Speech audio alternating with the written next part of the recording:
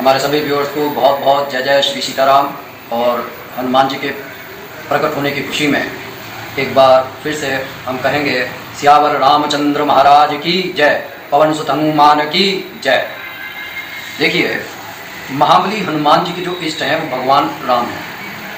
महाबली हनुमान जी भगवान राम की आराधना करते हैं, उन्हीं की बात को सुनते हैं और उनकी महिमा को सुनने के रसिया हैं। जब वह अपनी जिम्मेदारियों से निवृत्त हो जाते हैं उस समय सिर्फ भगवान राम की चर्चा करते हैं, उन्हीं का सुमिरन करते हैं। और जब कोई अपनी जिम्मेदारी को निभा भी रहे होते हैं उस समय भी उनके हृदय में राम नाम का अजपा जप चलता रहता है।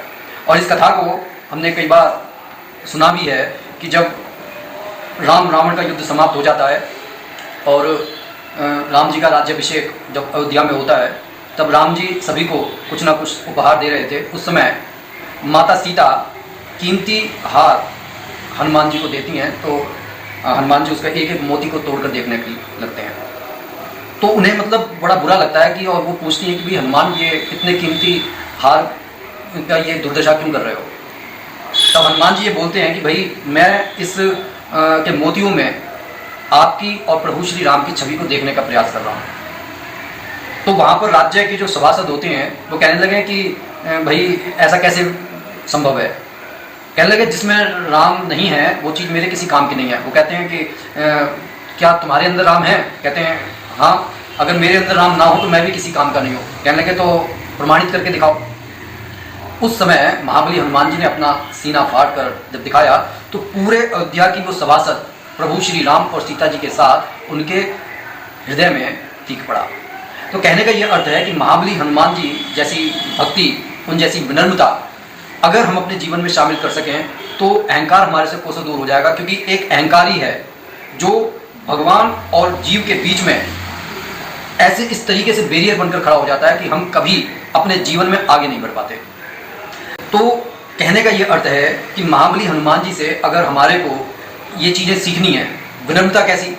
जब प्रभु श्री राम से विदा लेकर हनुमान जी कैलाश पर्वत पर चले गए, तब वहाँ पर प्रभु श्री राम की याद करके उन्होंने एक शिलाखंड पर श्री राम की महिमा को लिखना शुरू किया, और वो भी अपने नाखूनों से।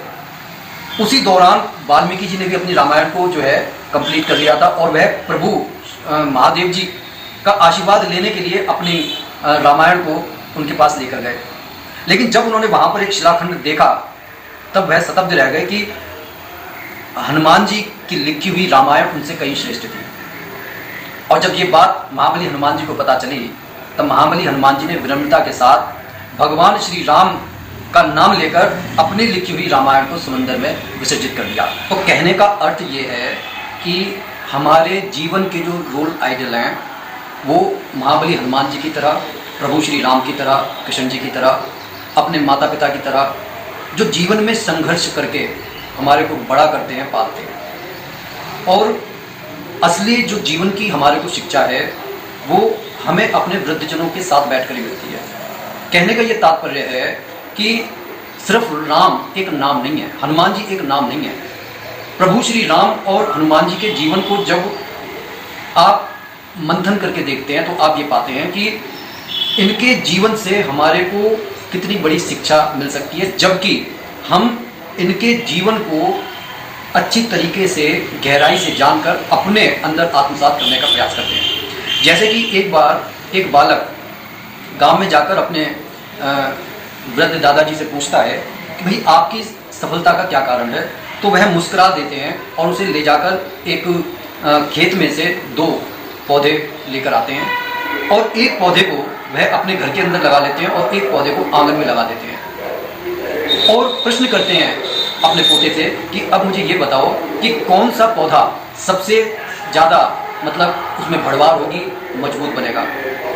तो पोता थोड़ी देर विचार करने के बाद कहता है कि जो पौधा अंदर है वह पूरी तरह से सुरक्षित है, जानवरों से सुरक्षित है, धूप से सुरक्षित है, गलत वातावरण, धूप और धूल से सुरक्षित है, तो वह मजबूत बनेगा और बहुत ज़्यादा उसमें भड़वार होगी। दादाजी मुस्कुरा जाते हैं और कहते हैं जब अगली बार आओगे तब तुम्हारे प्रश्न का जवाब भी दूंगा और शायद तुम्हें अपने प्रश्न का जवाब खुद ही मिल जाएगा। बच्चा घर लौट जाता है और वहाँ पर अपने स्टडी में व्यस्त हो जाता है। कुछ समय बाद, जब साल 1.5 साल बाद जब वो लौट कर आता है अपने बाबा जी के पास और मन में ये ठान लेता है कि अब की बार मैं अपने दादाजी से ये बात कंफर्म करके रहूँगा, पूछ कर रहूँगा कि आखिर जीवन में उनकी सफलता का क्या कारण है। तब ये सोचने के बाद वो अपने जब घर पहुँचता है तो दादाजी से मिलता है, उनके चरण छूता है, दादाजी उसे आशीर्वाद देते हैं और वो छूते ही कहता है कि मुझे मेरे प्रश्न का आज उत्तर चाहिए और मैं लेकर रहूँगा, पिछली बार भी आपने जवाब नहीं दिया था। तो दादाजी कहते हैं कि प्रश्न तो तुम्हें याद है, क्या तुम्हें याद है कि हम 2 पौधे लेकर आए थे? कहने लगे हाँ। कहते हैं चलो जो तुमने जवाब दिया था उसको आज जान लेते हैं, उसके बाद में तुम्हें शायद ये पूछने की ज़रूरत नहीं पड़ेगी कि आखिर हमारे जीवन में सफलता की कुंजी क्या होती है। वो बच्चे को लेकर घर के अंदर जाते हैं, वहाँ पर एक वृक्ष होता है उसी समय का लगाया हुआ, वो उतने का उतना ही होता है, उसमें ज़्यादा कोई बढ़वाड़ नहीं हुई होती, सिर्फ थोड़ी सी टहनी मोटी हो गई होती है। तो वो कहते हैं कि ये वही पौधा है जिसे मैंने और तुमने मिलकर घर के अंदर लगाया था। कोई बात नहीं, अब दादाजी बाहर उस पौधे को दिखाने के लिए लेकर जाते हैं जो आंगन में लगाया था। देखते हैं वो एक विशाल पेड़ में बदल गया था, उसकी तमाम शाखाएं निकल गई थी, बहुत हरियाली फैला रहा था।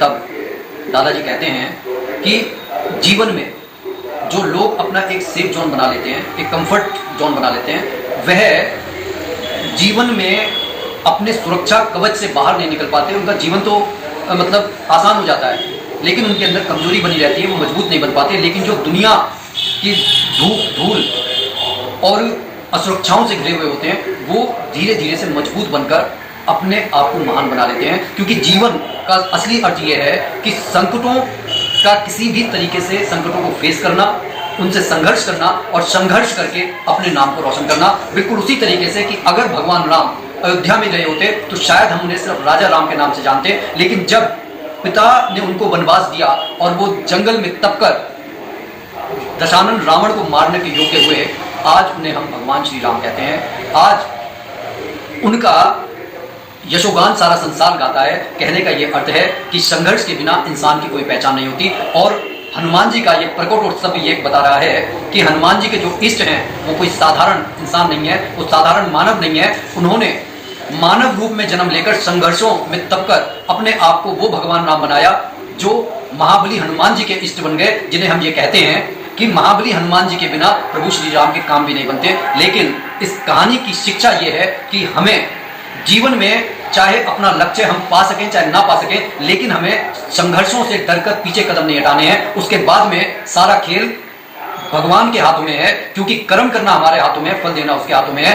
अगर हम अपने कर्म को करते चले जाएंगे, उसके बाद में भविष्य की हमारे को चिंता नहीं करनी है, क्योंकि हमारे अंदर ये गुण तो है कि हमने अपने कर्म का 100% दिया है। बोलिए जय जय श्री सीताराम।